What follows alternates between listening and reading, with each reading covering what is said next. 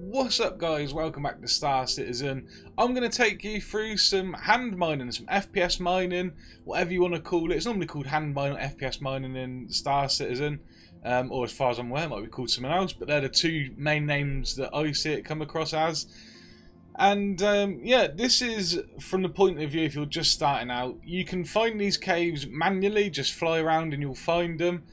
But an easy way of doing this, especially when you're starting in the game, is to take an investigation mission. So go to your contracts page in your Mobigas, go to investigation and select one of the investigation missions.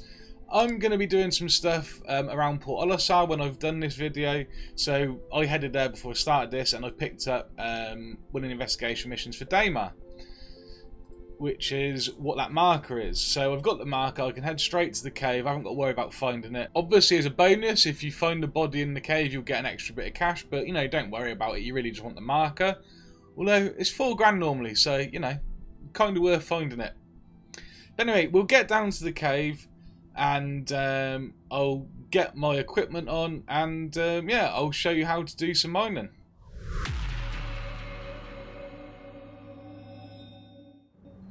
Now, the only problem with these is that you're at risk of,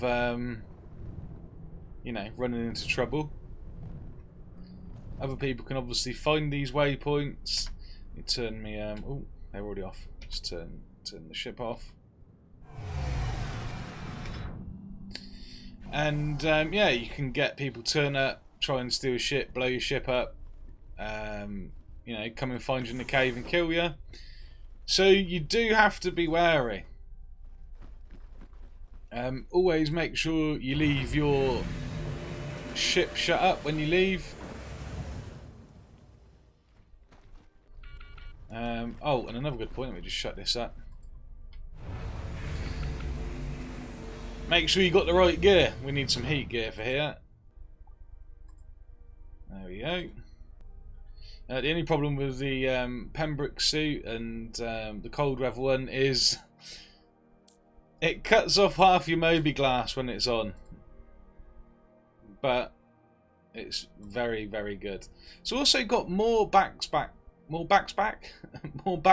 space than the Mac Flex rucksack, or at least on paper, but I don't know whether you can actually fill it up more. I've got the armor on, just get me multi-tool on. So if you haven't got a multi-tool, you need to go and buy one of these. You can get them from Levski, you can get them from Lawville as well, and probably a few other places, but off the top of my head, there are two. I got mine at Levski. And yeah, you just want the Pyro multi-tool, and then when you've got the multi-tool, you also need to buy the attachment, Orbit Mining attachment. That should all be equipped. Save and equip that. Also, something really handy is flares. I like to have some flares to mark my way in and out, so I can find my way out nice and easy. Some med pens, because you never know, and some oxygen pens are always helpful occasionally. Always helpful occasionally. They can be handy, make sure you got some. That's the point there. Yeah, so you want the multi-tool, some flares, oxygen pen, med pen, and yeah, that's about you good to go. And then like I said, you need the correct weather suit. So obviously where I'm hot, I need the Pembroke, which is for, you know, high temperature areas. And the other one's the Novikov armor. I think I pronounced that right, but that's for cold environments. Look exactly the same, but they're different colours. But they got the same carry capacity. There you can see it says 130k SP, which is actually more than a Mac Flex rucksack. So it kind of makes the rucksack a little bit pointless, to be honest, because you can just wear one of these. But I like the Mac Flex rucksack, so hopefully they'll buff it or something at some point. So now I'm all kitted out, ready to go mining. And like I said a moment ago, make sure you shut your door behind you so you don't get your ship stolen. Let's get a light on, that is goddamn dark. And here we go, down into the cave. So like I said, make sure you shut your ship up before you leave it. Turn all your lights off so it's not easy to see. Someone could still turn up. So before I forget, let me just equip a gun. I do this all the time and I've never had to use it. I have had my ship blown up and I've had someone steal a ship, but I've never had to engage in combat. As much as I'd love to have fight my way back to my ship to save it, they just jumped in it and flew over it because I left my door open. We'll put the P4 on and grab a couple of mags. Make sure that's equipped. Yeah, there we go. So I've got me. I've got a weapon if I need it, but probably won't need it. And just so you can see it if you haven't seen it before, there's the Pembroke armour with the giant rucksack on the back. Got me multi-tool on my holster, and we're good to go. So time to get in the cave, get mining. At the moment, there's nothing else in these caves. Obviously, you might run into another player, but eventually we're gonna have creatures down here. So you might have giant spiders and things like that in the cave. And we're straight onto some already. Oh, wrong gun. So you get your multi-tool out. Right click to open it. It will start scanning. So you can see there's Hadonite. It's got a 0.09 mass. It's 1.6 on its instability and 0.5 resistance. The stability determines how much your it will determine how much the fracturing varies. So you might get spikes while you're fracturing, or it might take a while to heat up, and then it might all of a sudden get really hot really quick. So yeah, that's determined by the 1.6 measurement there.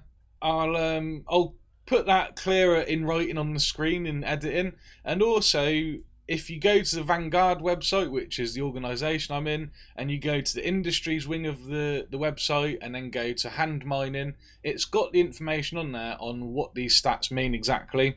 But like I said, the bottom one's what the rock is, so this one's Hadonite. You got the mass, which is obviously how much there is. Then you've got stability, and then you've got resistance. So then all you do is left click to turn the mining laser on. Use your mouse wheel to throttle up. You can see there the number going up and down on the little display on the Pyro multi-tool. And all you want to do is scroll that right up to 100. And you can see on the left side of the multi-tool there's another bar which is slowly filling with a white bar. And halfway up, well not quite halfway up, you can see there is a green line horizontally, which we're just about to get into. And now that is filling up. And you want to fill that green bar without going above it into the red zone. If you go into the red zone, the rock will explode and it can actually hurt you.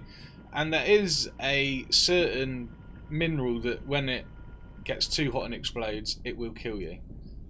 And that should pop now. Like so. And then all you do is just pick them up.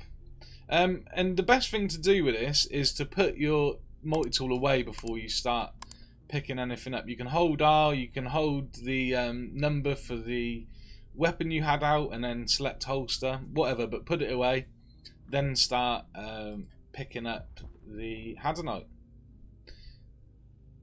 If it doesn't allow you to pick it straight up, just click inspect and then stow it.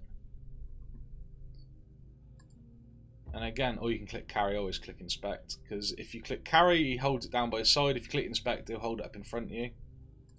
Again, stay that. And can't do that one either, so we're going to have to inspect it and stay. There we go, first rock done. Some depleted old flares there, which you can't pick up. Apparently there are some that you can pick up randomly, but I've never found any. So yeah, we're on the lookout for more of the rocks like we just seen. So there is, I think there's 3 types. There's Hadonite, and I can't remember the other 2. I will find them in here, no doubt, and I will point them out. But they're normally around the edges of the rooms that you walk through.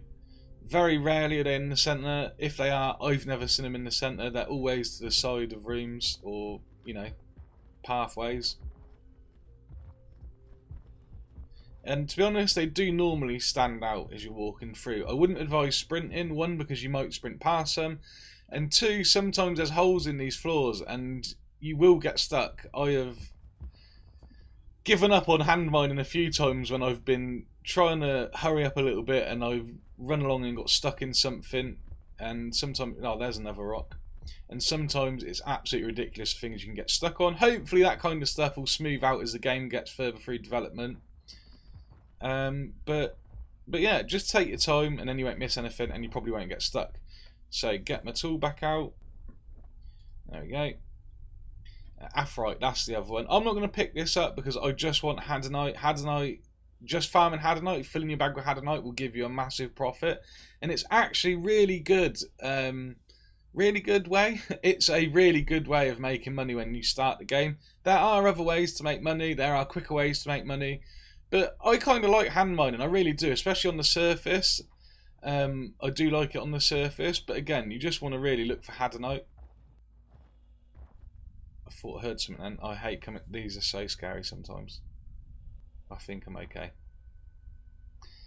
So yeah, I just get the Hadanite, and there is another type. Hopefully we'll find it. The Hadanite and the Aphrodite look really similar. The Hadanite is a slightly lighter pink though. I'm sure I can hear someone. I might just be being paranoid. Okay. Oh, these caves are going to be so scary once there's creatures down here for definite. Even though I know there's nothing down here other than me and possibly any players turning up. They're so creepy. The atmosphere down here is really, really creepy. And it really does give you a like claustrophobic feeling, which is really well done. I don't think it's actually appreciated enough how well these caves are done, even though they're all quite similar and dark and sometimes hard to negotiate. They do create a really good atmosphere.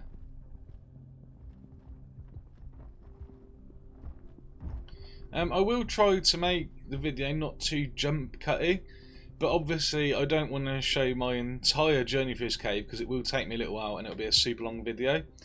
But I will try and keep it as smooth as I can, and obviously I will show you as much important information as I can. God damn, my sentences are terrible right now. I'm so tired, guys. I'm so sorry. Hopefully this will make sense. I really hope it does. But yeah, like I said, I don't want to make the video super long, and at the same time I don't want to make it too jump cutty, but I will try my best to keep it smooth, like I said. So this is splitting off this. Oh, this looks like a dead end actually.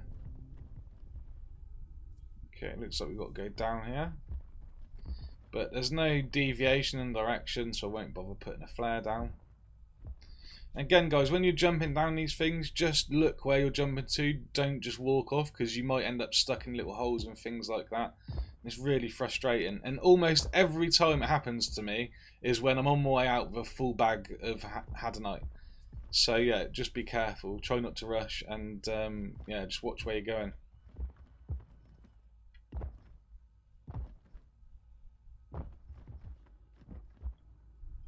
Right. So this has come down in basically like a T-junction, and chance I'll probably run straight back and get up there, but just to be safe and make things easier, I'll get a flare out. So you just activate the flare, and yeah, we'll just put it on here somewhere. Now these don't last forever, so they have got a time limit, but it should be plenty of time to get through the cave, and it should still be here when we come back. So then you just hold F, click place, keep the F key held down, and then just put it where you want it. I think we'll just put it here, that'll do, won't it? On this little bit of a ledge. There you go. And we'll go left to start with, because it might just be a dead end. Yeah, that was a dead end, but that's all good. Oh, there's another. This is the other mineral I was talking about. Dolivine, that's it. Yeah, I couldn't remember the name of it. But this is super unstable, and it will explode, and it might kill you. So, yeah, and I don't think it's worth that much either. So it's not even worth really bothering picking up, to be honest. in my opinion. I don't know if it's going to be good for something later. There's another bit of a T-junction. There's a ledge under there. Ah.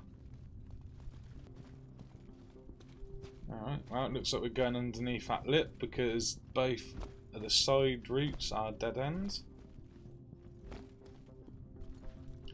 So you have to lay down to go under some parts. You just press X to lay down. And there are loads of little things like this in the cave system. Sometimes you'll think you've run around the entire cave and you've not been able to find the body. And you'll run around, you'll find a little tiny hole that you can crawl through and it'll go into another big cavern. So yeah, you have to keep your eyes peeled for things like this. And yeah, definitely worth marking this side of it so we know this was the way we come in. That'll do.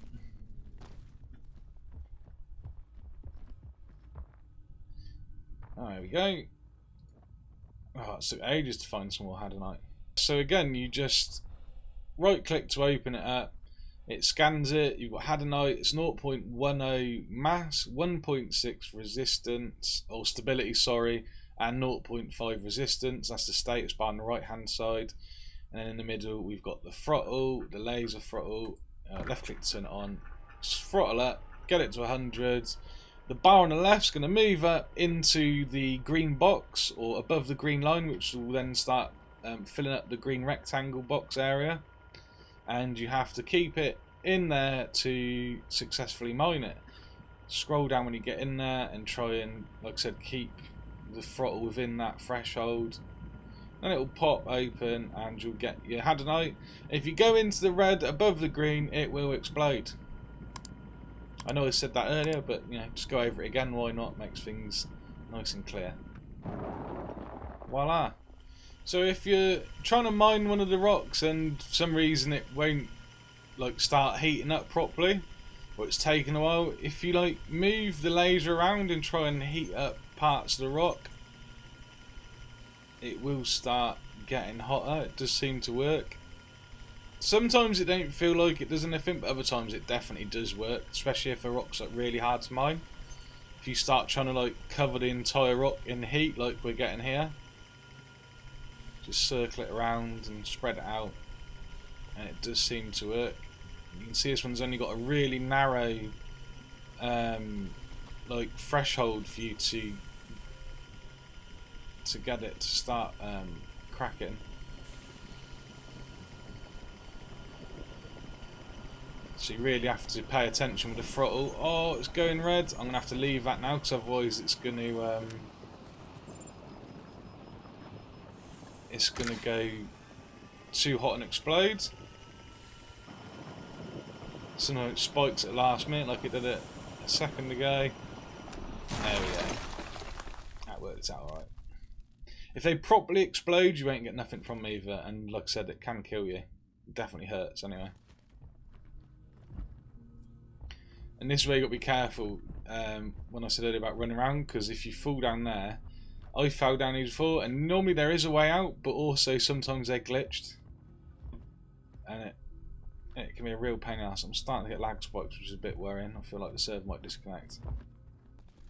I'm going to take these warnings and get out, because the amount of times I come mining down the caves and lose the little bit of profit I do make from silly things, yeah, it's not worth it. Like I said, I'm starting to get little lag spikes, so I'm thinking maybe the server's on its way out.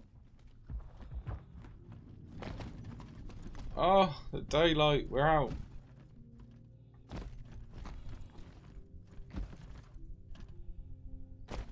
And my ship's still here, not been blown up. That's always a relief. Right, so we're heading off planet. I'm heading back to Port Olisar. Now, FPS mining, hand mining, whatever you want to call it, it is a great mechanic. It's really good. It's much better on the surface, in my opinion, when you're flying around mining with a prospector, just jumping out, grabbing any hand minables.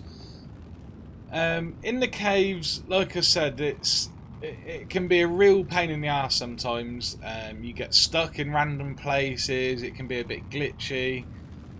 It's dark. It's a little bit claustrophobic. not in like in a phobia type way, but in a like it's not, sometimes it's not nice running around in there. But it is a good mechanic. It is a good way to make money at the start of the game. It was something I did when I started because I didn't know about other things. But actually, it's much better just to do some delivery missions, in all honesty. Especially if you do some of the personal contracts. There's a video on my channel, 30k in 30 minutes. I think that's what it was called. I don't know. I'll put a link down below to that if you want to check out as well, which is how to do personal box missions. There's ways of doing it faster, but that particular way is 2 boxes around Lawville and Hurston that are really quick and easy to do. There's the claim jumper missions for 10 grand to go, which are super fun, and if you've got the right ship, they're pretty easy once you get the hang of the game. So yeah, there's much more fun ways to get money and quicker ways of getting money, and actually less risky ways. And personally, I would much rather invest money in cargo and risk getting a 30k, because that's a lot less frustrating than getting your foot stuck in a hole and losing what you've just spent an hour mining. But yeah, if you want to do it, that is how you do it. We will go and see what I make from this little haul. Like I said, it's about 90% of what you'd get in a rucksack. So we'll see what we get. But it is fun. Sometimes I just fancy going hand mining. I legit just think, oh, do you know what, I fancy doing a bit of hand mining. I go and do it. It's good fun. I haven't done it with a group of people yet. I imagine that would be quite fun. There's, you could do events around it, like have people come and try and attack you while you're mining and stuff like that. But yeah, it does need work. It all works fine, like the mechanic works. You can do it, you can make money off it, but I do think it needs a bit of polishing. But to be honest, I would rather, they crack on with things like salvage and the fuel mechanics. So yeah, the game, it's in the game, it works, you can make money from it, that's the main thing. And if you want to do it, like I said, that is how you do it, with the way the multi-tool works and stuff. Should be able to just trade it in through the trading menu. Sell. Personal inventory 54,100. Had a night 14.5k. So, alright, there we go, done. So yeah, I could have spent a bit more time, could have obviously doubled that, so we could have got about 30 grand, but it would have been, like an hour and a half maybe, something like that. Recording the video didn't slow me down too much, so it don't really add that much time on. I just, struggle getting around the caves. The more you do it, the more comfortable you might become, and the quicker you can do it. But like I said earlier when we was flying back, there are other ways you can make money that are, for me, much more fun and a lot less stressful. Like I said, being in them caves, it feels a bit claustrophobic. It's got a good atmosphere down there, like I said at the start of the video. It really does add like a nice atmosphere and creeps you out a little bit. And that's without any creatures down there. Eventually we're going to have spiders and things like that down there. So yeah, it's good in that respect. But as far as like making money and risk to reward, in my experience, I quite often end up getting glitched or stuck, or like I've had my ship disappear. That was a noob mistake. I left my door open. But I've also had my ship just get blown up. Someone turned up and blew my ship up. So it's more of a headache than it's worth, to be honest with you. But like I said, it does work. Sometimes it's kind of fun. I do genuinely get the urge to just go and do some mining. So yeah, I do like it. But obviously ship mining is much more fun. You get the prospector. It's a lot more profitable. A lot easier to get out of any situations you get into as far as people trying to blow you up, etc. And check out Vanguard if you want to learn more about like mining and things like that, or trading, salvage. Obviously salvage ain't in yet, but when it comes in, anything to do with this game, join Vanguard. Super helpful organisation. Yes, I'm in the Vanguard, and so obviously I'm biased towards them. But they're genuinely a great bunch of people, always willing to help. You can learn so much, and like I said as well at the start of the video, there is a detailed like walkthrough guide on our Vanguard website. If you go to Industries, Hand Mining, and you will find the walkthrough guide there, and it will detail all the different stats and how the multi-tool works and where to find it and all that kind of stuff. And the same goes for ship mining as well. So yeah, again, hope that's helpful, guys. Thanks for watching, and I'll see you in the next one.